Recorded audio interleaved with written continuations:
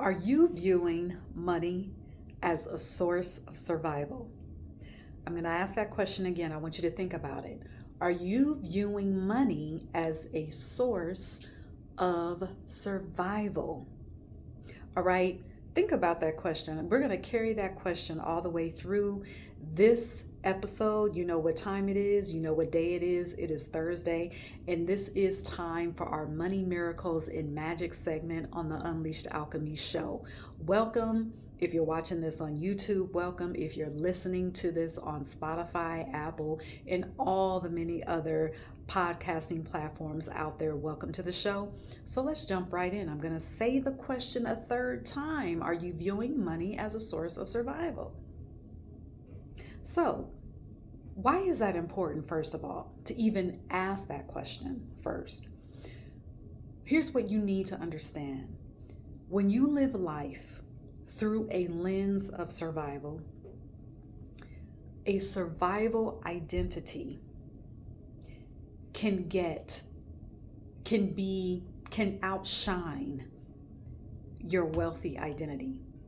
It can outshine your wealthy consciousness. Your survival consciousness is such a stronghold. It can outshine the truest version of you, which is wealthy and rich. Okay? And you know, on Thursdays, we talk about money. So yes, we already know we can be rich in other things. We already know that we can be rich in health. We already know we can be rich and wealthy in relationships. Yet we also have an inheritance to be rich and wealthy in money. Okay? So that survival consciousness, that survival identity, it can outshine your wealth identity. And the reason why survival identity can seem like it beams brighter is because struggle and worry is how you have been programmed to live your life. There's struggle and worry of how you're going to get and keep your next dollar or your next pesos, your next yen, whatever currency, okay, that you use predominantly in your life right now, whatever country you're watching this from, whatever country you're listening to this in and from, okay? So what is survival mode? First of all, survival mode is when you are in a constant state of worry. Because a state, since we're talking about identity here, a state is an identity. So when you are in survival identity, when you are in survival mode, when you are in survival consciousness, you carry an identity of worry. It's constant again because it is your identity. It is through the lens of that survival in which you operate. It's how you see life. It's how you see every single part of your life. It's even how you see yourself. It's how you wake up every day. It's how you view your relationships. It's how you view your business, your work, whatever it is that you do. Ultimately, it is how you view your money. All right? So, can you get more money in survival mode? Of course. Yes. People get money out of survival mode every single day. Think about the people that work a job, one job. People work one job that they can't stand, that they don't like, that they have to sit in the parking lot in their cars to get themselves together to go inside. That is getting money in survival mode. That is the perfect example. Let's talk about the people who work more than one job, working over 40 plus hours a week, because this workforce tells you to be considered productive. 40 hours a week is required of your life. So people working over that, yes, they are getting money. Yes, they're getting money. They're trading their time for the money. They're getting it. That is in survival mode. Okay? People who, I'll give you a third example. people who have their own businesses. There are many people who have their own businesses, but they treat their businesses as if they are still trading their time for a dollar.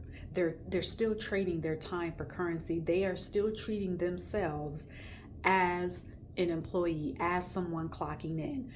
The reason why I say that is because if they are not that individual, if they are not in their business doesn't run.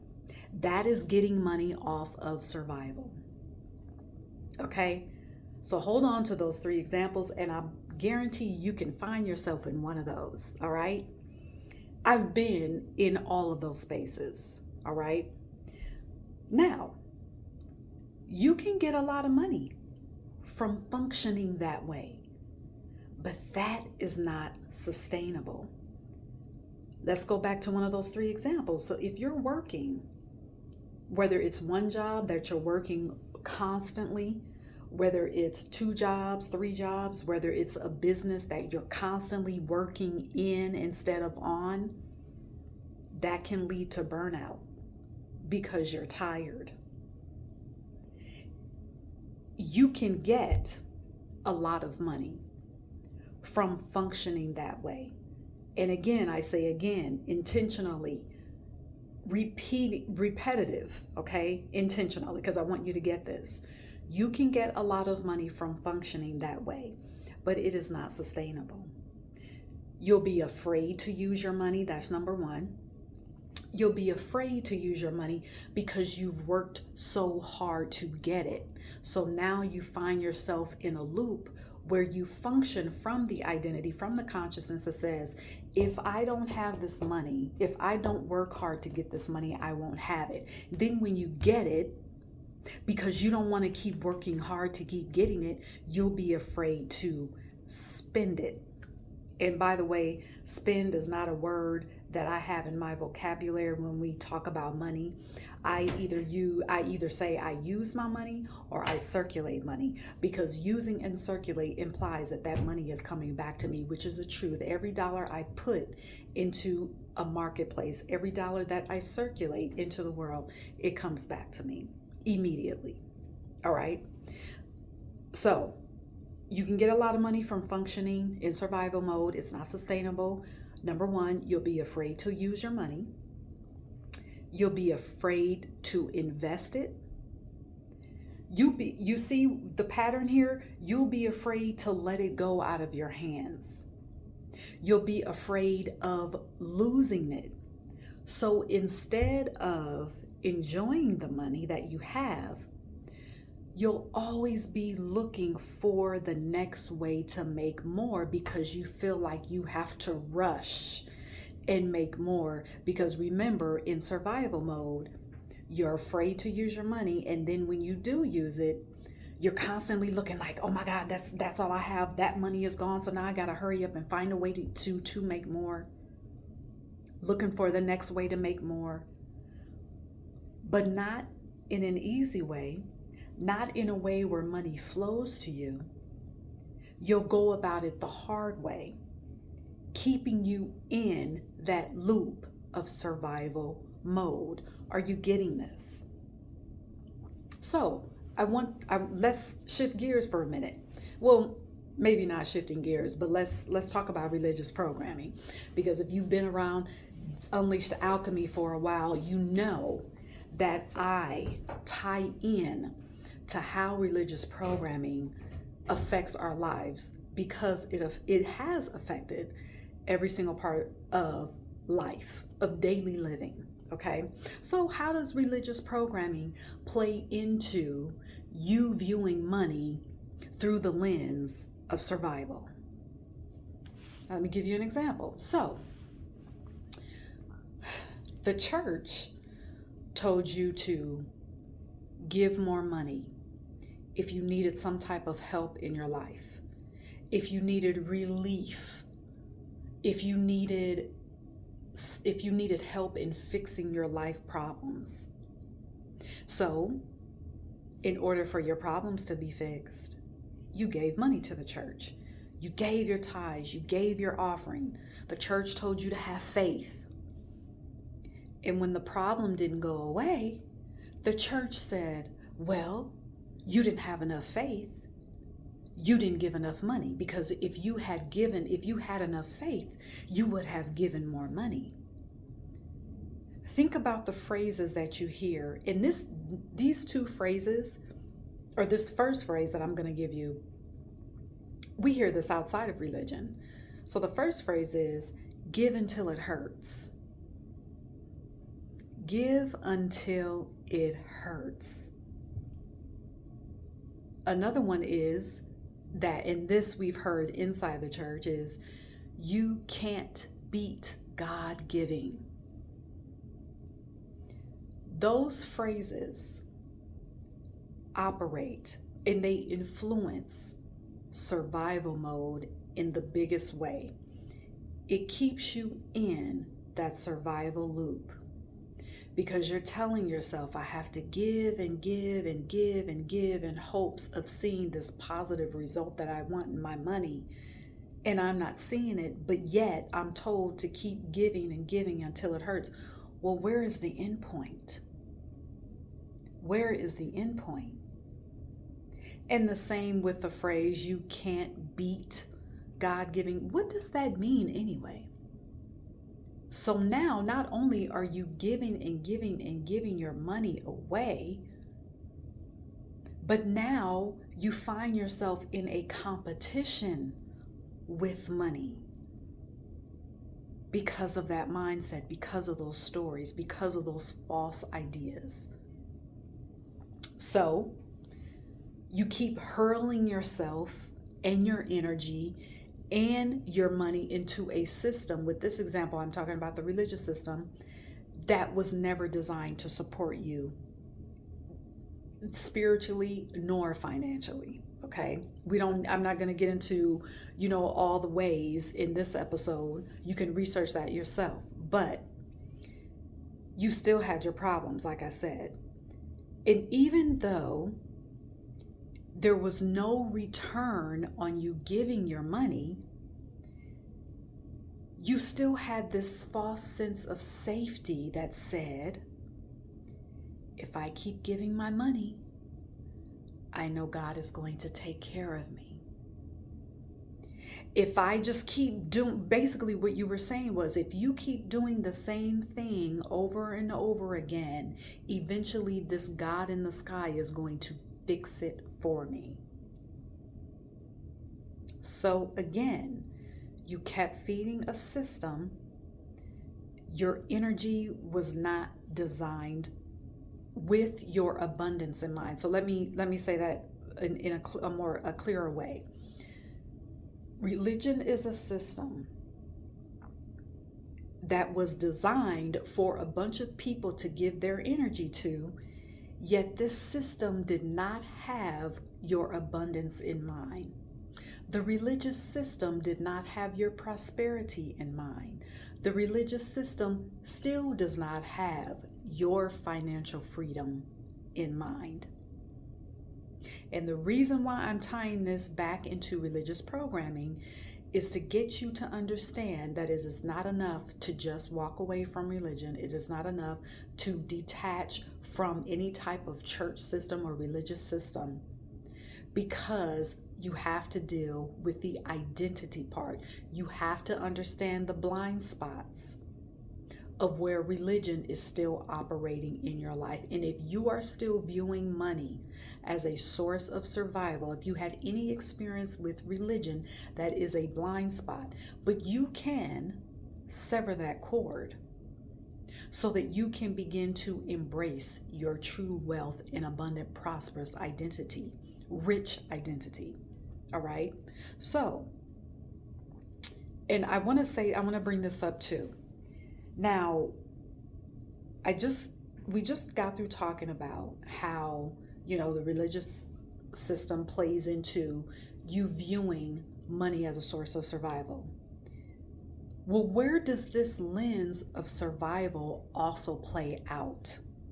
Where do we see this lens of survival where money is a source of survival? We see it in the workforce.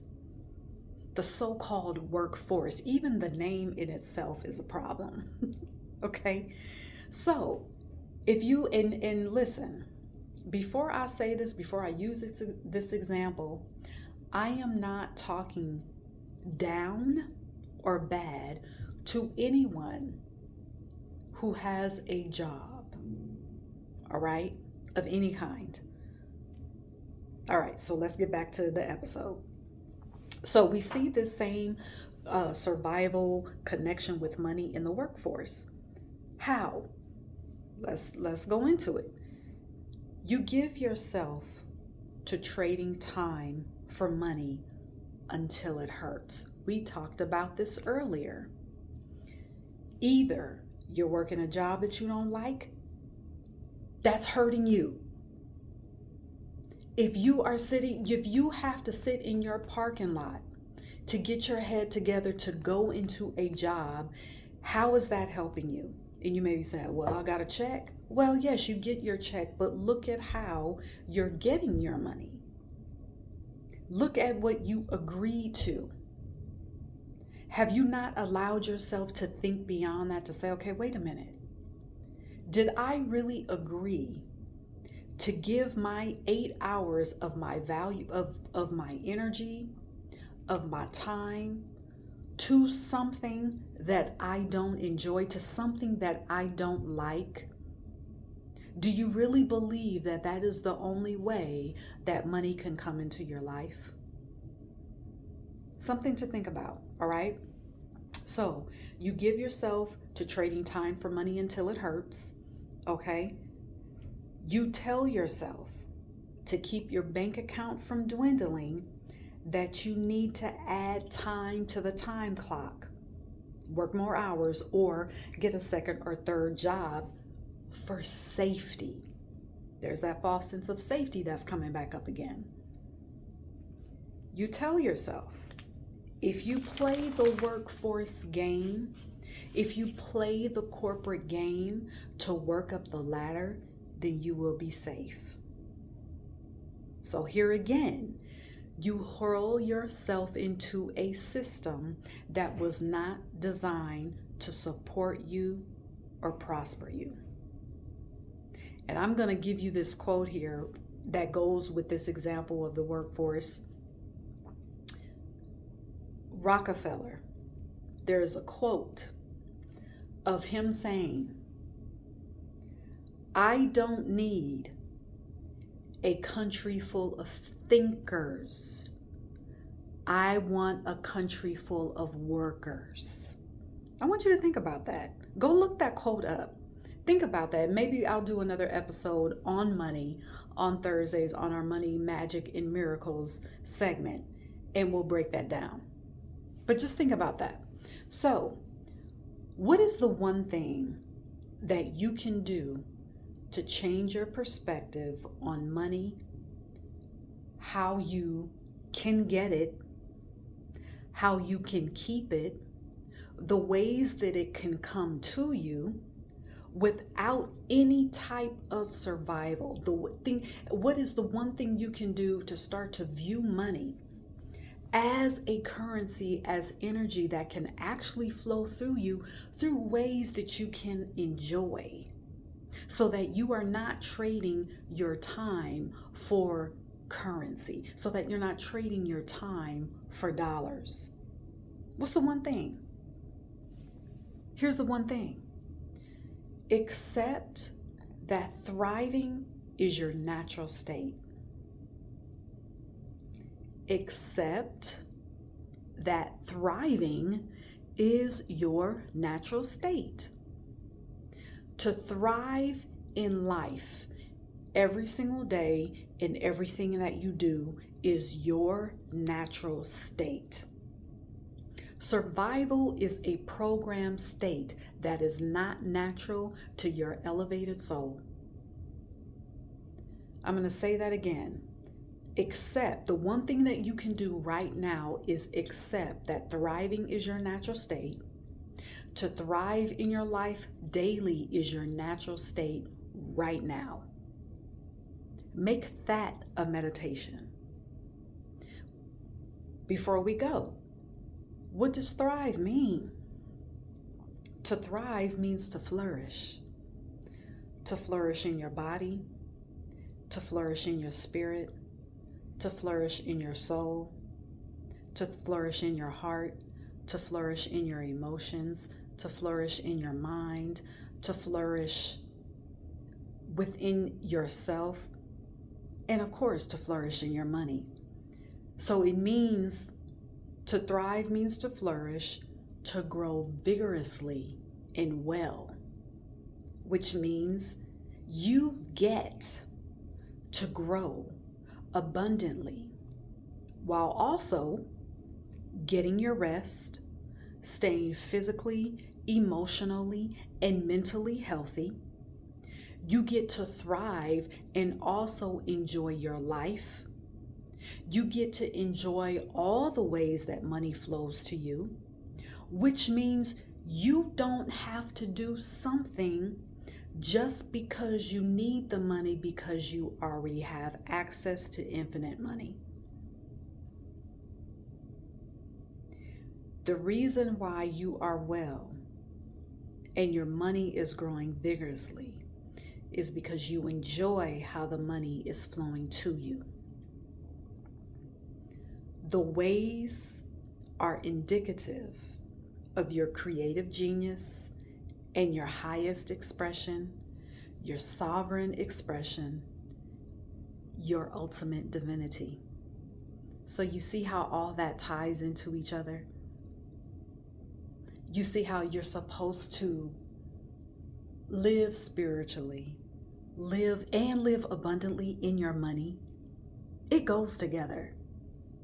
So that's why it's so important for us to talk about money, living richly in money, having abundance of money, and your spirituality. It goes together. The two coexist, and you get to have both in abundance. All right? So I want you to leave me your takeaways on this episode. Let me know what you got from this episode. Let me know what realizations came to you about how you view your money, and if you've realized that you've been operating with your money from survival mode, not in a self-judgment way, but you recognize it and you said, okay, I see how this is operated in my life, but now because I have accepted that thriving in my money, thriving in my life is my natural state, now I'm going to start to see things change for the better in my bank accounts, in my financial life. So don't forget to go to Unleashed Alchemy if you want more one-on-one support with me. There are 2 different ways that you can work with me.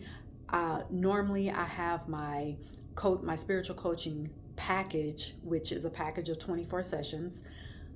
And I have also opened up my calendar from now until mid-August, so basically a month, where you can just schedule one 55-minute session with me. All right? So the information on how to either get the package or the 155-minute session, to find out how to do that, to get more information on how to sign up, you can go to unleashedalchemy.com. I have books, I have individual courses that you can also add to your spiritual toolbox. Be on the lookout. I have new things coming. I have physical products that I'm about to add to Unleashed Alchemy. So stay tuned for that. All right. And until next time, stay rich.